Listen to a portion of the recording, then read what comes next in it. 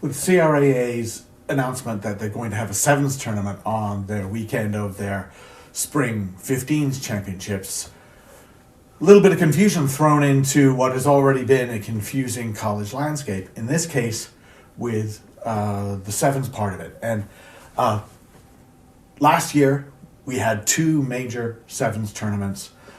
They had their pluses and their minuses, and we'll talk about a little bit about that. But really, we don't have to talk about too much because one of those, the AEG run R7CC, which was a little bit more USA Rugby sanctioned, shall we call it that, won't be repeated. And in fact, what was really interesting about all of that was that NCR came very close to basically monopolizing the major collegiate sevens landscape and then let it go. So what happened here, first of all, was that the R7CC had its pluses and I think should have really just concentrated on their top level, what they called gold, but really it's the elite level. Have an elite level women's tournament and elite level men's tournament. My assessment when asked by NCR people last year about the differences between the two tournaments, the CRC run by NCR and the R7CC, was that the R7CC was more of an elite tournament that tried to be something for everyone, didn't quite get there, and that the CRC run by NCR does a terrific job at being something for everyone, with a couple of small missteps we might chat about. But at the elite level, I'm not sure they got there, and they were trying to be all things, including elite, and maybe we could find a way, I said, to differentiate, and maybe it's combining things, whatever it is, but just sort of to understand what is the top level. So this follows a little bit into what I talk about with regard to who's really a national champion. What do you mean by a national champion? Things like that. We'll talk about that another time. AEG moves out of it. Financial considerations, organizational, logistical considerations, big pain to actually put these things on. People, NCR, Pat Clifton, who runs that tournament, will tell you it's a big pain to put it on. It's a huge amount of work. If you expand out to some of the other larger tournaments in this country, the LA Invitational, the Tropical Sevens, the NAI, which are last two mostly high school, an immense amount of work. We come down to the idea that for the most part CRAA is higher level divisions for the most part, and NCR for the most part lower level divisions, but they have aspirations and have accomplished a number of things for that. For example, captain of the USA men's sevens team is an NSCRO player. He played for New Mexico Highlands and Kayvon Williams. So elite players can come out of that milieu for sure. Now we come to the sevens thing. At the beginning of this 2022-23 season, CRA looks around, they know that AEG is not coming back with the Atlanta tournament, and they go to NCR and say, why don't you just take on the major tournament? Just take it. You'll have D1 elite women, you have to talk to them, but NIRO women, and you'll have D1A men be able to play sevens there.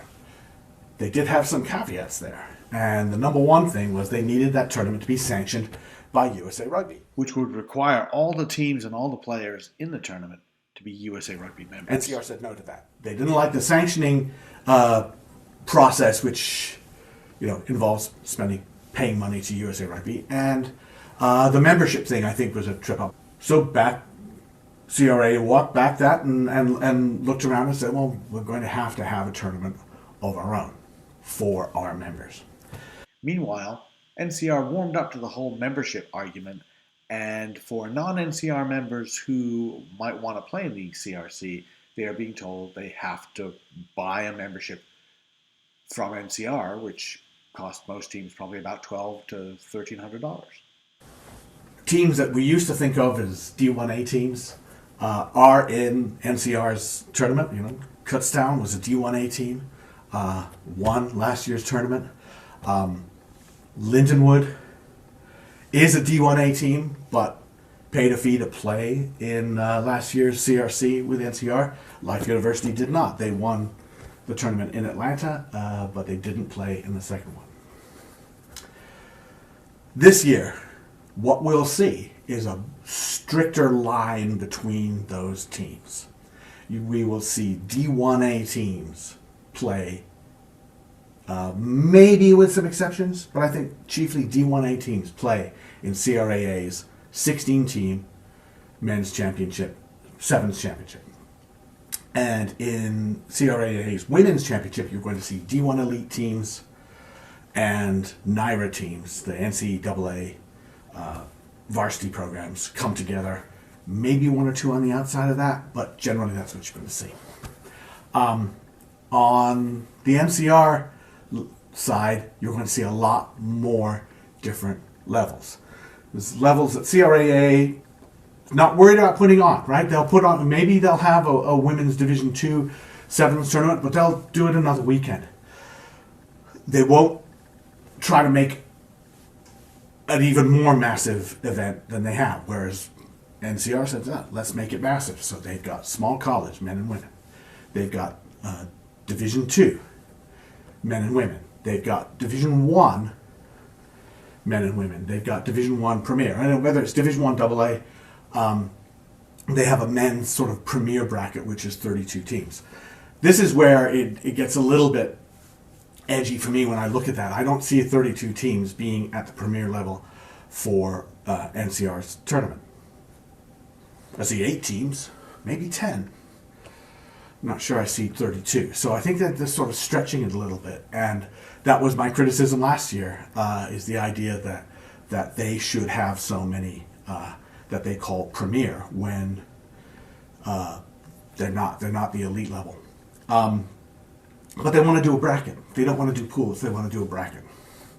So I guess I see how they decided to do that. So when you look at it and say, who's this, what is it? And the problem is that the old CRC, run by United World Sports, did such a great job in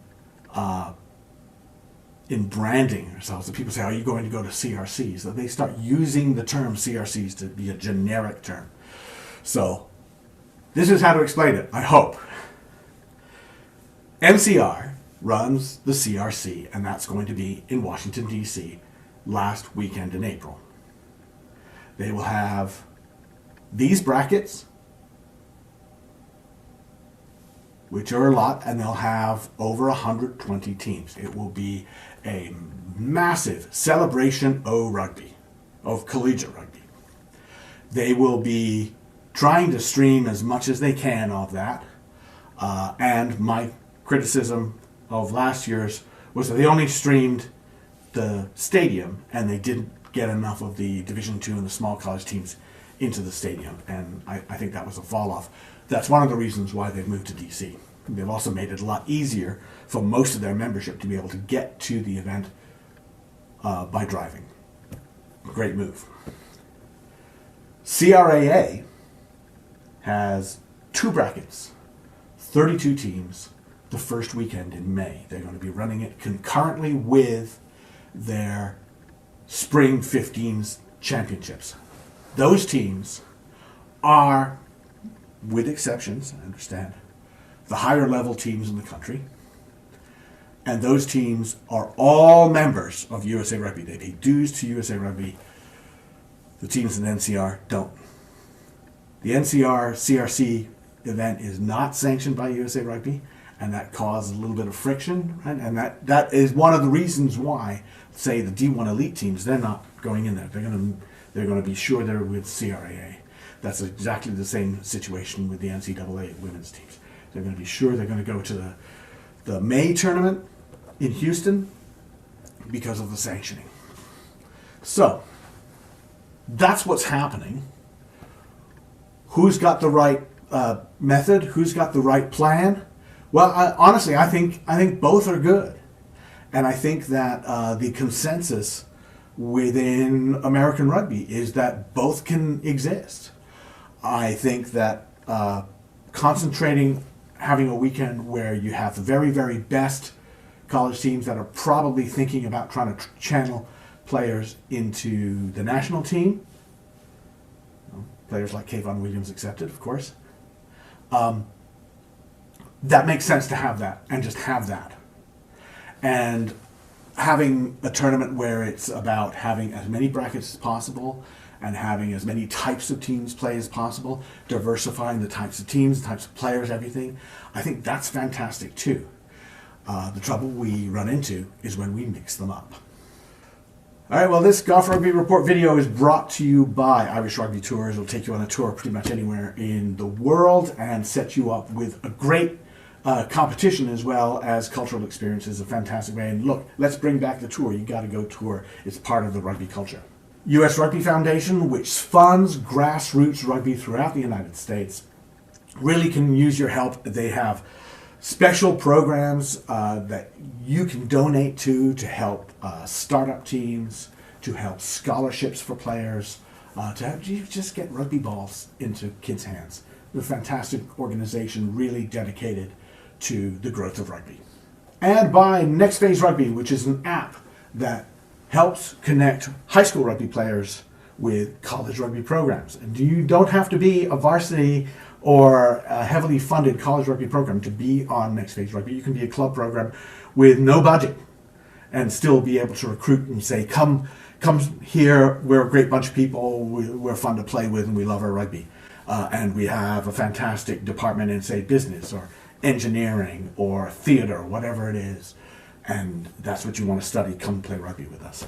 And for high school players, well, it's a great way for you to start your college search. Start it early. Freshman year, sophomore year, start to figure out what your profile is and build on your rugby and academic profile, and then connect with colleges and see what colleges make sense for you.